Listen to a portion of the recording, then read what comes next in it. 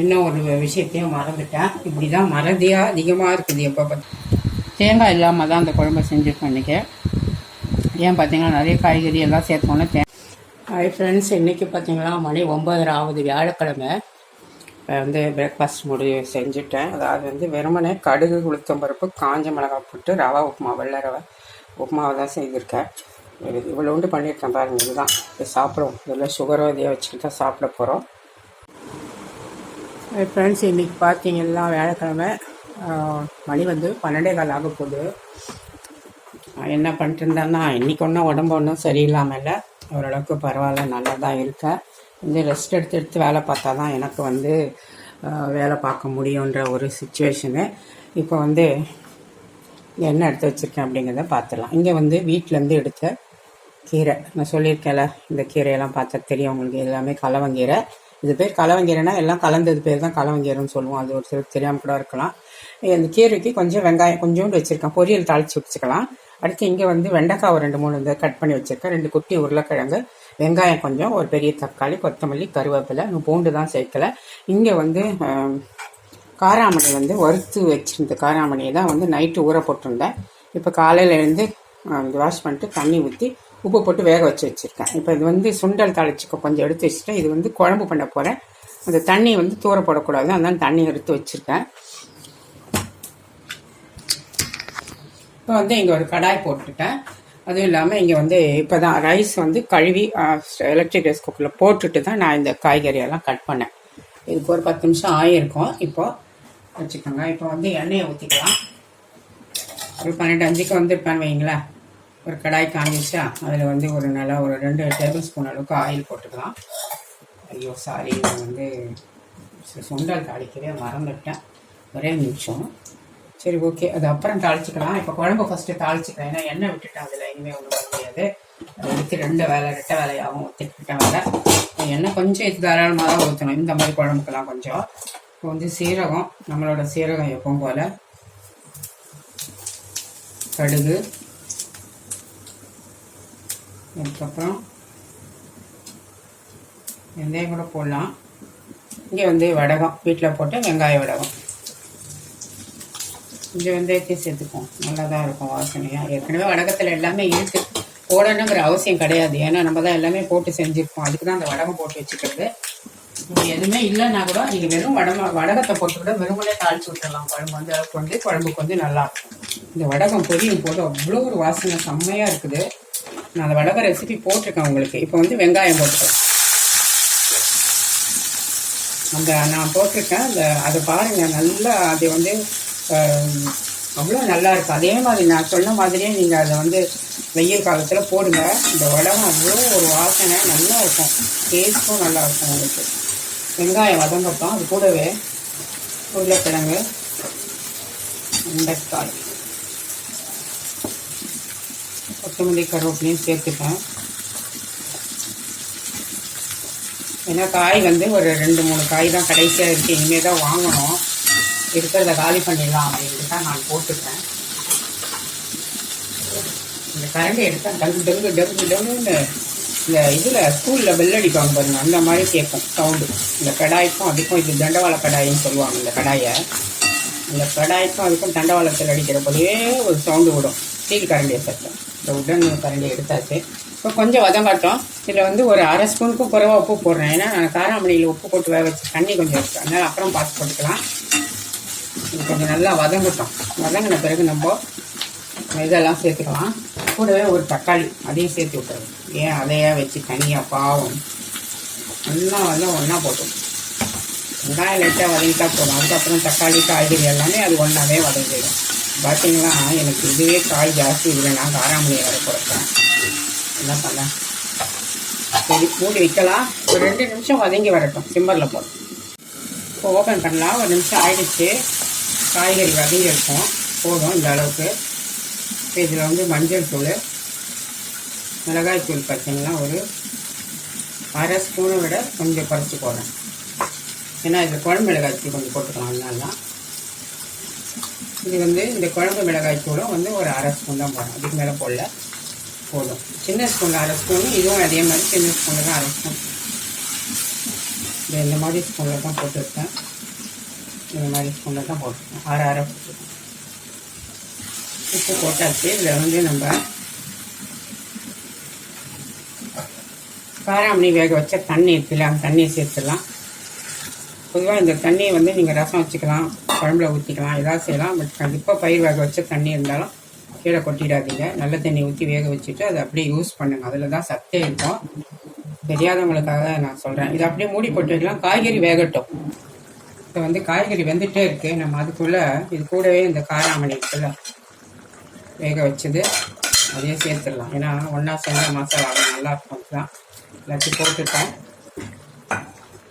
ஒரு 50 கிராம் அளவுக்கு இருக்கும். இதில் நான் போட்டிருக்கிற காராமணி சேர்ந்து நல்லா வேகட்டும். மூடி வைக்கலாம். கூட கொஞ்சமாக தண்ணி விடணும். உருளைக்கிழங்கு தான் கொஞ்சம் லேட் ஆகும், அது மட்டும் வேகட்டும். இப்போ வந்து ஓப்பன் பண்ணலாம். காய்கறி வெந்துருச்சான்னு பார்க்கலாம். அது ஒரு 5 நிமிஷம் தான் வெந்துடும். ஏன்னா உருளைக்கிழங்கு தான் கொஞ்சம் லேட் ஆகும்.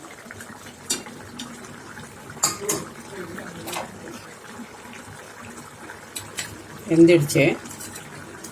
தேங்காய் ஊற்றாத குழம்பு தான் இன்றைக்கி வைக்கலாம் நான் வைக்கிறேன். ஏன்னா எப்போவுமே தேங்காய் ஊற்றணும்னு கொஞ்சமாக புளி தண்ணி கரைச்சி வச்சுருக்கேன். சும்மா ரசத்துக்கு ஊற்றுற மாதிரி. அவ்வளோதான். கொஞ்சம் தண்ணியாக தான் இருக்குது. அவ்வளோதான். கொதிக்கட்டும். உப்பு காரம் சரியாக இருக்கா பார்த்துக்கலாம். இது வந்து நல்லா கொதிக்கட்டும். ஒரு 2-3 நிமிஷம் மூடி வைக்கலாம் சிம்மரில் போட்டு. இங்கே வந்து இட்லி ஊற்றி வச்சுட்டேன். டின்னர் பாக்ஸ் கொடுக்கறதுக்காக ஒரு 4 இட்லி. மாவு என்னமோ தண்ணியாக இருக்குது இன்றைக்கி. இங்கே வந்து நம்ம வந்து குழம்பு திறந்து பார்த்துடலாம். ஒரு 2-3 நிமிஷமாக கொதிச்சுட்டு இருக்கு.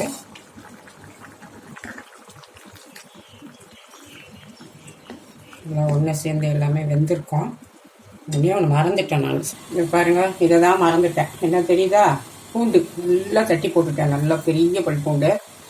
அது இன்னும் ஒரு நிமிஷம் கொதிக்கட்டும். அந்த பூண்டு வாசனை அதில் ஏறட்டும். அப்போ தான் நல்லாயிருக்கும். இன்னும் ஒரு விஷயத்தையும் மறந்துட்டேன். இப்படி தான் மறதியாக அதிகமாக இருக்குது எப்போ பார்த்தாலும். எனக்கு பெருங்காயம் கொஞ்சமாக சேர்த்துக்கலாம். ஏன்னா காராமணி இருக்குது. ஆல்ரெடி வந்து வடகத்தில் எல்லாமே இருக்குது. இருந்தாலும் கொஞ்சம் எக்ஸ்ட்ராவாக போடுறேன். ஒரு 2 நிமிஷம் கொதிக்கட்டும். இப்போ குழம்பு நல்லா கொதிச்சிடுச்சு. இப்போ நம்ம எடுத்துகிட்டு அந்த பவுலில் மாற்றிடுவோம். போதும் கொதிச்சது. இது தெரியாதனமாக இந்த கிண்ணத்தை வாங்கிட்டு எதுவுமே பார்த்தீங்கன்னா இந்த பர்னரில் நிற்கவே மாட்டேங்குது. என்னோட கேஸ் ஸ்டவ் பர்னரில் பாத்திரத்தை குறை சொல்கிறதா இதை வந்து கேஸ் ஸ்டவ் பர்னரை குறை சொல்கிறதா தெரியாத அளவுக்கு எல்லா பாத்திரமுமே சின்ன பாத்திரம்லாம் வைக்கவே முடியல. இது பார்த்தீங்களா எப்படி சாஞ்சு. நான் சொல்லியிருப்பேன் இந்த வீடியோவில். பார்த்து இது வரும் பாயிண்ட் வந்து அழகாக இருக்குன்னு. காப்பர் பாட்டம் இப்படின்னு நம்ம எப்படி ஸ்டவ்வில் இதை வச்சு கூட சமைக்க முடியும். ஸ்டவ்வில் வைக்கிறதுக்காக தான் வாங்கிட்டு வந்தேன். சரி, இப்போ நம்மளோட காராமணி உருளைக்கிழங்கு வெண்டைக்காய் குழம்பு ரெடி ஆகிடுச்சு. இதை வந்து கீரை நல்லா கட் பண்ணி எடுத்து வச்சுட்டேன். பொரியல் தாளிச்சிடலாம். சாரி, கீரை இல்லை, நான் வந்து என்னவோ எனக்கு யோசனை பாருங்கள். கடுகு உளுந்து போட்டுட்டேன். போட்டு சீரகம் போட்டுட்டேன். என்ன தாளிக்கலாம்னா இப்போ இது காராமணி இருக்கு இல்லைங்களா, இந்த சுண்டல் இது தாளிச்சு விட்டுடலாம். இது வந்து ஒரே சின்ன பச்சை மிளகாய் கருவேப்பிலை.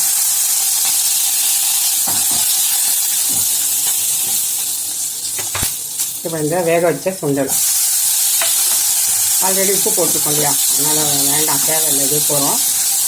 தேங்காய் வேணால் சேர்த்துக்கலாம், வேணாலும் விட்டால் பார்க்கலாம். இது போட்டால் நல்லா தான் இருக்கும். கொஞ்சம் தேங்காய் தூள் போட்டு விட்டுக்கோம். ரொம்ப போடலை, சும்மா பேருக்கு போட்டு விட்டுருக்கோம், அவ்வளோதான். இப்போ இந்த பவுலுக்கு மாற்றிடலாம். இப்போ அதே கடாயிலே கடுகு உளுந்து சீரகம் போட்டு எண்ணெய் ஊற்றி தாளிச்சிட்டேன். வெங்காயம்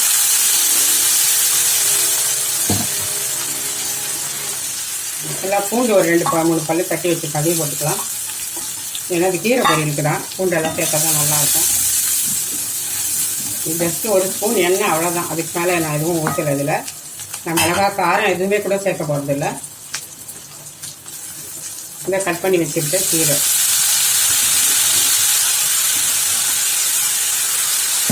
நான் ஆல்ரெடி நிறைய வீடியோவில் சொல்லியிருக்கேன். இந்த கீரை வந்து கண்டிப்பாக வீடுகளில் முளைக்கும். நீங்கள் தயவு செஞ்சு தூக்கி போடாதுங்க. அவ்வளோ சத்துக்கள் இருக்குது. நான் நிறைய முறை வீடியோஸில் சொல்லியிருப்பேன் இந்த கீரையை பற்றியெல்லாம். எது நல்லாவே தெளிவாக காமிச்சிருப்பேன். நீங்கள் என்னோடய வீடியோ பார்க்குறவங்களுக்கு தெரியும், தொடர்ந்து பார்க்குறவங்களுக்கு.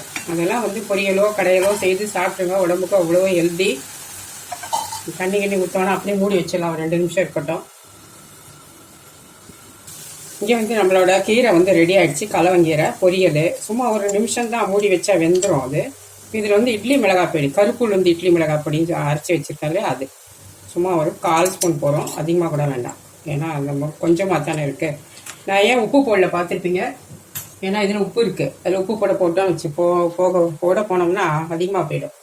கொஞ்சம் தேங்காய் துருவல். எதுக்கு தேங்காய் துருவல்னா இந்த கலவங்கரைக்கு கொஞ்சம் அப்படி போட்டால் தான் பொரியல் செய்கிறோம் இல்லையா, கடையில் இருந்தால் நம்ம அதுக்கேற்ற பருப்புலாம் போடுவோம், அந்த வெகுட்டல் இருக்காது. அதனால் கொஞ்சமாக தேங்காய், அவ்வளோதான் போதும். வாங்க நம்ம சமையல்லாம் என்ன அப்படிங்கிறத பார்த்துடலாம். இங்கே ரைஸும் வந்துட்டு வார்மர் போயிடுச்சு. அடுத்து இங்கே வந்து சடக்காராமணி, கருப்பு காராமணி இருக்குல்ல, அதுவும் வெண்டைக்காய் ஒரு 4 போட்டு, குட்டி குட்டி உருளைக்கிழங்கு 2 போட்டிருக்கேன். பசங்களுக்காக தான் அந்த உருளைக்கிழங்கு, எனக்கு அந்த இது போகிறோம் குழம்பு. அதுக்கப்புறம் இங்கே வந்து காராமணி சுண்டல் பண்ணி வச்சுருக்கேன். இங்கே வந்து கலவங்கீரை வந்து நல்லா ஒரு பொரியல் தேங்காய் போட்டு பண்ணியிருக்கேன். சுட சுட இருக்குது, நான் கொஞ்சம் சாப்பிட போகிறேன் இப்போ. அடுத்து இங்கே கொஞ்சம் தயிர் எனக்கு மட்டும்தான், அதனால் எடுத்து வச்சுருக்கேன். இங்கே மோர் கொஞ்சம் கடைஞ்சி வச்சுருக்கேன், மோரை வந்து குடிக்க போகிறேன் இப்போ. இது வந்து மாம்பழம். இதான் இன்றைக்கி லஞ்சுக்கு.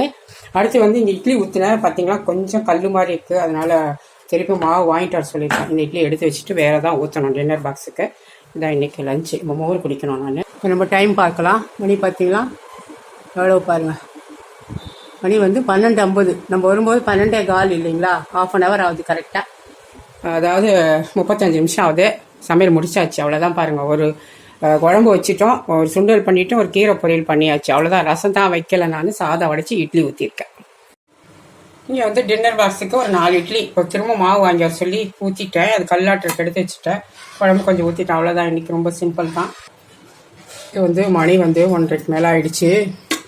இங்கே பசி எடுக்கிற மாதிரி இருக்குது இன்றைக்கி. இப்போ போல் தான் ரைஸு வச்சுக்கிட்டு இன்னும் கொஞ்சம் தேவைன்னா வச்சுக்கலாம். காய்கறி இருக்கிறத பொறுத்து தான் ரைஸ் வச்சுக்கிறது. இங்கே தயிர் கொஞ்சம். இது வந்து மாம்பழம் 2 கொட்டை இன்றைக்கி, ஏன்னா சின்ன சின்ன பழம், அதனால் நான் வச்சுட்டேன். இது வந்து இங்கே குழம்பு காராமணி வெண்டைக்காய் குழம்பு ஊற்றிக்கிட்டு மீதியை வந்து தயிர் ஊற்றி தான் இப்போ சாப்பிட்ணும். நம்ம வெண்டைக்காய் காயெல்லாம் எடுத்து வச்சு சாப்பிட்டு விட்டுட்டேன், அவ்வளோதான். இதான் லஞ்ச் இன்றைக்கி. நான் எடுத்து போய் சாப்பிட போகிறேன்.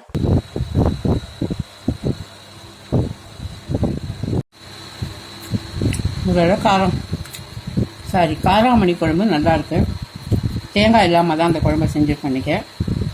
ஏன் பார்த்தீங்கன்னா நிறைய காய்கறி எல்லாம் சேர்த்தோன்னே தேங்காய் ஊற்றினா அதிகமாகிடும், சாப்பிட ஆள் இல்லைன்னா. நீங்கள் உங்களுக்கு தேங்காய் வேணால் நீங்கள் சேர்த்து ஊற்றி வச்சுக்கலாம். இதுவுமே ஒரு மாதிரி நல்லா தான் இருக்குது, மைல்டான காரம் புளிப்பு. இது ஆக்சுவலாக இந்த காராமணியில் முள்ளங்கி சேர்த்து இந்த மாதிரி குழம்பு பண்ணிங்கன்னா அவ்வளோ டேஸ்ட்டாக இருக்கும். இது வந்து இப்போ இது சொல்ல வந்து கீரை பொரியல் வந்து நான் அப்போவே பாதி சாப்பிட்டுட்டேன். நான் தான் சொல்லியிருக்கேன் இல்லையா, சூடாக சாப்பிட பிடிக்கும். செய்தவொடனே பாதி சாப்பிட்டு நான் பாதியை நான் எடுத்துக்கிட்டேன், வேறு யாரும் சாப்பிட மாட்டாங்க. உண்மையிலே நல்லா இருக்குது கீரை. நம்ம இந்த குழம்புக்கு வந்து நம்ம குழம்பு மிளகாய்த்தூள் போட்டோம் இல்லையா, அதில் கொஞ்சம் மிளகாய்த்தூள் சேர்த்திங்கன்னா குழம்பு டேஸ்ட்டாக இருக்கும். ஒரு சிலர் வெறும் குழம்பு மிளகாய்த்தூள் போடுவாங்க, அது அவங்க விருப்பம். பட் நான் வந்து இப்படி தான், கொஞ்சம் மிளகாய்த்தூளும் வெறும் மிளகாய்த்தூள் கொஞ்சம் சேர்த்து குழம்பு வைக்கும்போது நல்லாயிருக்கும். இல்லைன்னா ரொம்ப சப்புன்னு இருக்கும், அது கொஞ்சம் எனக்கு சரி வராதுங்களுக்கு நான் அப்படி செய்கிறது. சில பேர் பார்த்திங்கன்னா வெறும் அதிலே செய்வாங்க. ஓகே, நான் சாப்பிட்டு முடிச்சிடுறேன். தயிர் இது ஊற்றி இதாக சாதம் முடிச்சிடலாம்.